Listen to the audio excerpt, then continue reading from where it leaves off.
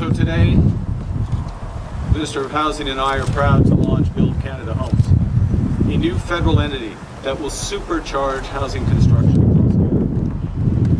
The Prime Minister unveils a new plan to tackle Canada's housing crisis. Imagine this, a housing plan in Canada, normally something you'd expect to be a local policy issue, is suddenly being talked about in Washington and Wall Street. A decision made in Ottawa about building homes is now shaking Donald Trump, rattling industries, and shifting trade balances. Can the construction of affordable housing truly change the global game? That is exactly what's happening right now as Prime Minister Mark Carney pushes forward with one of the boldest economic strategies Canada has ever seen. Carney has announced the creation of a federal housing agency called Build Canada Homes. Build Canada Homes, in doing all of that, will catalyze the creation of an entirely new Canadian housing industry that uses modern methods of construction to boost productivity sustainably and at scale. It's being launched with a massive initial capital injection of 13 billion Canadian dollars, roughly 9.4 billion US dollars. This agency's mission goes far beyond simply tackling Canada's housing crisis.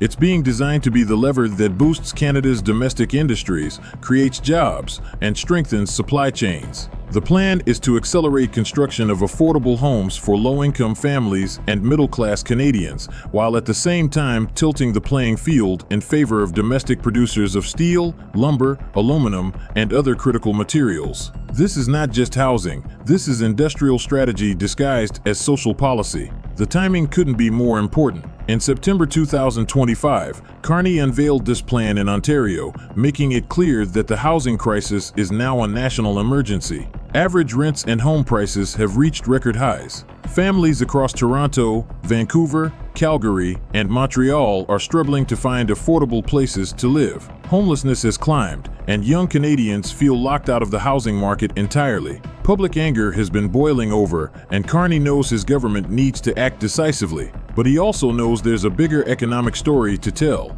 Donald Trump's return to the White House has brought with it a new wave of tariffs on Canadian exports. Canadian steel, aluminum, lumber, and vehicles have all been targeted. These tariffs are choking Canadian industries, cutting off revenue streams, and putting pressure on the federal budget. Carney's government now estimates that the budget deficit, which was projected at 42.2 billion Canadian dollars, will actually balloon to more than 62 billion in 2025 to 2026. Tariffs are not just abstract policies. They are hitting Canadian businesses directly, and by extension, Canadian workers. That's why Carney has designed this plan to fight on two fronts at once. First, it addresses the housing crisis head-on by funding affordable housing units, releasing public lands for construction, and partnering with private developers to build faster.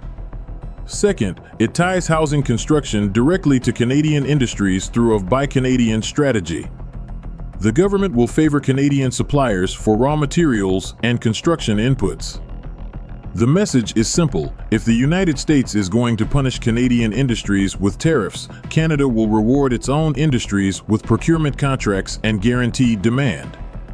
The immediate effect is a surge in optimism across Canada's construction and manufacturing sectors. Canadian lumber producers, who have struggled with U.S. tariffs, now see a lifeline through domestic demand. Steel mills in Ontario and Alberta, which once exported heavily to the U.S., are finding new buyers at home as government housing projects require massive amounts of steel. Even cement producers and small building material companies are preparing for an increase in orders. For once, an internal Canadian policy is shifting economic momentum back home instead of sending it across the border.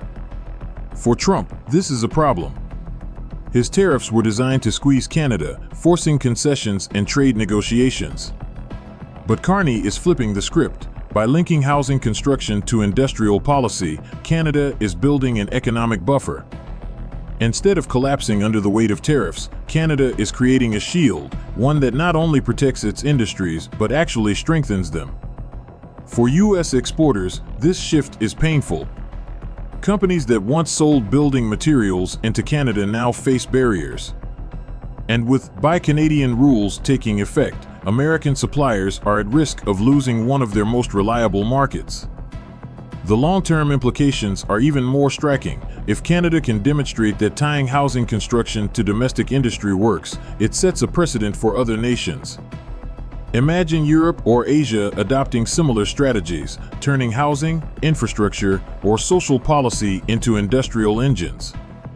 Free trade becomes less about open markets and more about national resilience. Canada, a country long seen as heavily dependent on U.S. trade, is showing that there is another path. This isn't without risk. The costs are enormous, and Canada's deficit is already swelling. Critics argue that the government is writing checks it cannot cash, and that taxpayers will pay the price. If construction bottlenecks emerge, if costs overrun, or if homes are delivered too slowly, Carney could face a political backlash. Yet, the political calculation is clear. Doing nothing would be worse. The housing crisis is not just economic, it is social. Without bold action, the resentment and frustration among Canadians would only grow, fueling political instability. The United States is watching closely. Trump has built his image around being a tough negotiator, someone who can strong-arm allies into concessions. But Carney's plan threatens to make tariffs less effective. If Canada can substitute American imports with domestic production, then U.S. leverage weakens. Already, U.S. lobbyists are raising alarms. American lumber exporters worry about permanent market loss. Steel companies see a shrinking Canadian market, and U.S. political leaders know that if Canada succeeds, other countries under tariff pressure may copy the model. Interesting details are surfacing as the plan rolls out. Using public land for housing construction reduces costs significantly, speeding up approvals and eliminating one of the biggest barriers to affordable housing. Partnerships with private developers mean the state isn't building alone, but rather catalyzing the entire sector. And the creation of Build Canada homes signals a level of centralization and urgency that Canada hasn't seen in housing policy for decades. It is, in every sense, a wartime-style mobilization for peacetime needs. At the same time, Carney's government announced a $5 billion Canadian strategic response fund for industries hit hardest by U.S. tariffs. This fund will offer targeted support, investments in innovation, and relief measures. Coupled with the housing plan, it signals a broader shift in Canadian economic policy, away from reliance on exports to the U.S. and toward strengthening internal markets and domestic supply chains. The plan is as much about psychology as economics. It tells Canadians that their government will protect them, and it tells Washington that Canada will not simply bow to trade aggression. And here lies the twist. What started as a policy to build affordable homes may end up being remembered as the moment Canada redefined its economic independence. Trump's tariffs were supposed to isolate and weaken Canada. Instead, they may have triggered the most ambitious Canadian industrial policy in decades. So, ask yourself this. If Canada can use a housing crisis to boost industries, protect jobs, and fight back against tariffs, what will that mean for the future of North American trade?